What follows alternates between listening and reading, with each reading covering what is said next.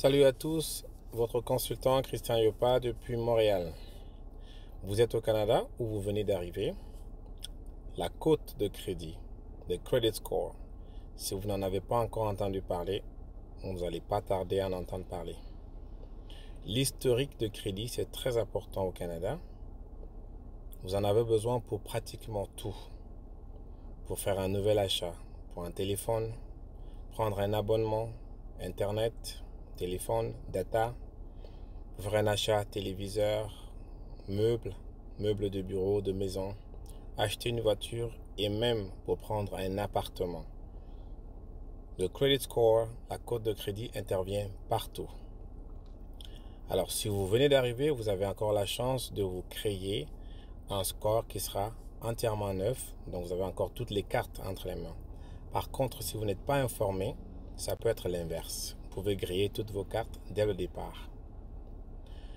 Pour avoir un très bon credit score, credit history, la première des choses, la plupart des personnes qui viennent par Vision Canada ici au Canada, ils ont peur du crédit. Je le comprends, l'éducation est différente en Afrique. Alors, première des choses, débarrassez-vous de cette peur. Il vous faut une carte de crédit pour fonctionner au Canada. Je répète, il vous faut une carte de crédit, c'est-à-dire qu'il vous faut un crédit. Un exemple simple.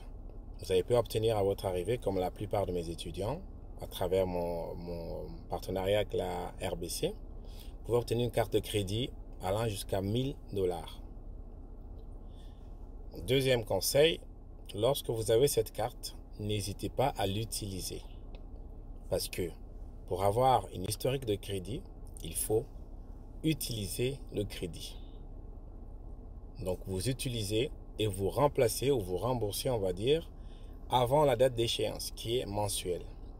Si votre date d'échéance c'est le 15 de chaque mois et que vous avez utilisé un certain montant de la carte, vous devez, en tout cas il est conseillé pour garder un bon score de crédit, de remettre, virer ou déposer la même somme sur la même carte avant la carte d'échéance, le 15.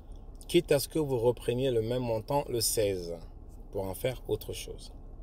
Deuxième conseil, toujours sur la carte de crédit, il est conseillé de ne pas utiliser plus de 15 à 25% de la capacité de votre carte. Ceci, encore une fois, pour garder le meilleur score possible. Si vous êtes reconnu comme quelqu'un qui utilise en moyenne 15 à 25%, ça augmente la cote de crédit qui vous permet après de faire des achats importants sous forme de crédit. Vous pourrez acheter peut-être ainsi plus tard votre première voiture avec un taux d'intérêt très bas et des mensualités aussi bas. Donc voilà.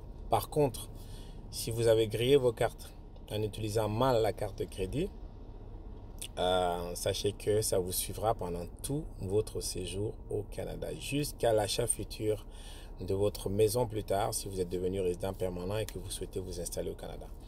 Donc, beaucoup de personnes auraient souhaité avoir ce conseil quand ils sont arrivés. Vous l'avez eu, utilisez-le et à bientôt.